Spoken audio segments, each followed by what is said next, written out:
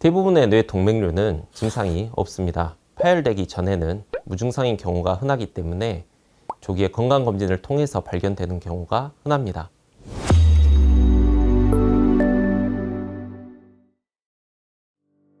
안녕하세요. 건강메아리의 장영은입니다. 오늘 이야기해볼 주제는 뇌 동맥류인데요. 이에 대해 설명해 주실 교수님 모셨습니다. 교수님 먼저 자기소개 부탁드립니다.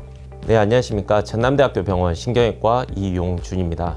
네, 교수님 오늘 이야기해볼 주제는 뇌 동맥류인데요. 일명 내 머릿속의 시한폭탄이라고 하는데요. 어떤 질병인가요? 네, 뇌 동맥류는 뇌 안에 동맥혈관 일부가 풍선처럼 부풀어 오르는 질환을 말합니다. 혈관벽이 약해지면서 점차 부풀어 오르게 되는데 이 뇌 동맥류는 언제라도 파열이 될 수 있는 가능성을 가지고 있습니다. 문제는 뇌 동맥류가 파열이 되는 경우에는 지주막하 출혈이라고 하는 뇌출혈이 발생한다는 점인데요. 지주막하 출혈은 뇌출혈 중에서도 사망률이 굉장히 높은 질환이고 사망하지 않는다고 하더라도 심각한 뇌 손상을 야기하는 경우가 많습니다. 따라서 뇌 동맥류는 발견이 되는 단계에서부터 즉각적인 관리 그리고 주기적인 관찰이 필요한 질환이라고 할 수 있겠습니다. 네, 교수님 그렇다면 뇌 동맥류가 생기는 원인에는 무엇이 있나요?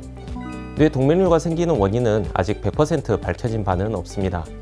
여러 가지 요인들이 복합적으로 작용을 하게 되는데 현재까지 알려진 위험 요인으로서는 고혈압, 당뇨, 흡연, 고령 등이 복합적으로 위험 요인으로서 작용하게 되고 그 외에도 가족력이 있는 경우에 가족력이 없는 경우보다 수배 이상의 발생 가능성이 높다고 되어 있습니다. 또한 다낭성 신질환이나 결합조직 질환과 같은 선천성 질환 자체도 뇌 동맥류 발생 가능성을 높이는 질환 중에 하나입니다. 뇌 동맥류가 있으면 어떤 증상들이 나타나나요? 대부분의 뇌 동맥류는 증상이 없습니다. 파열되기 전에는 무증상인 경우가 흔하기 때문에 조기에 건강검진을 통해서 발견되는 경우가 흔합니다. 하지만 간혹 동맥류의 크기가 아주 크거나 주위에 뇌 신경을 압박을 하는 경우에는 두통이나 안검하수, 안구 부위 통증 등을 호소하기도 합니다. 하지만 무엇보다 위험한 때는 동맥류가 파열이 되었을 때인데요. 뇌 동맥류가 파열이 된 경우에는 일반적으로 망치로 뒤통수를 맞는 듯한 극심한 두통이라든지 부역, 구토, 심한 경우에는 편측마비나 의식저하 등의 증상이 나타날 수가 있고 이러한 경우에는 근처의 응급실을 방문해서 검사하는 것이 중요하겠습니다. 네, 이렇게 위험하고 무서운 뇌 동맥류, 진단은 어떻게 하나요? 일반적으로 여러 가지 영상학적 검사를 통해서 진단하게 됩니다. 가장 많이 시행되는 검사는 뇌 CT 혈관 조영술이나 MRA 등과 같은 검사이고요. 이 검사를 통해서 동맥류가 발견이 되거나 수술을 해야 되는 경우라고 판단이 되는 경우에는 뇌 혈관 조영술과 같은 더 정밀한 검사를 시행을 해볼 수 있습니다. 되도록 빨리 조기에 진단해야 하는 뇌 동맥류, 진단받은 경우 모두 수술을 해야 하나요? 동맥류가 진단이 되는 순간부터 모두 수술을 해야 하는 것은 아닙니다. 환자의 나이나 전신 상태, 동맥류의 위치나 크기 등을 종합적으로 판단을 해서 결정을 하게 됩니다. 동맥류의 크기가 4mm 미만으로 작거나 이런 경우에는 경과 관찰을 시행하는 경우가 흔합니다.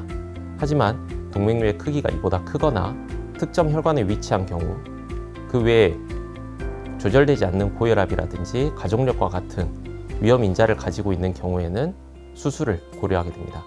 뇌 동맥류 치료는 어떻게 진행이 되나요? 뇌 동맥류 치료는 클립 결찰술 그리고 코일 색존술 이렇게 크게 두 가지로 나눌 수 있습니다. 클립 결찰술은 개두술을 통해서 동맥류에 직접 접근해서 동맥류 입구를 작은 금속 클립을 이용해서 직접 막아주는 방법이 되겠고 이러한 경우에 재발률은 다소 낮을 수 있지만 환자분 회복 기간이 길다라는 단점이 있습니다. 코일 색전술은 혈관 내부로 피부 절개 없이 진입해서 동맥류 내부에 작은 백금 코일을 메어 넣는 방식이 되겠습니다. 이러한 경우에 환자분에 대한 부담도 적고 회복이 빠르다는 장점이 있지만 어떤 경우에는 재발이 더 많을 수 있기 때문에 주기적인 경과 관찰이 필요한 방법 중에 하나입니다. 하지만 두 가지 치료 방법은 환자분 진단을 했을 때 동맥류의 크기나 모양, 위치, 나이나 전신 상태 등을 종합적으로 판단해서 결정하게 됩니다. 뇌 동맥류 예방할 수 있는 방법에는 어떤 것들이 있나요? 뇌 동맥류 발생을 예방할 수 있는 방법이 밝혀진 바는 없습니다. 하지만 앞서 말씀드렸던 뇌동맥류 위험 인자를 조절함으로써 뇌동맥류 파열 가능성을 낮출 수는 있습니다. 그 중에서 특히 고혈압은 뇌동맥류 파열을 일으킬 수 있는 가장 큰 위험 인자 중에 하나로서 혈압 조절이 가장 중요하겠습니다. 그 외에도 금연, 절주, 주기적인 운동 등을 통한 생활 습관 개선이 필요하겠습니다. 네, 오늘은 전남대학교 병원 신경외과 이용준 교수님 모시고 뇌동맥류에 대해서 이야기해봤습니다. 예고 없이 찾아와 돌연사의 주범이라고 하는 뇌동맥류, 조기에 진단하고 하루빨리 치료하여 좋은 생활 습관 유지하시길 바랍니다. 건강메아리 다음 이 시간에도 더 건강하고 더 유익한 정보로 찾아뵙겠습니다. 감사합니다.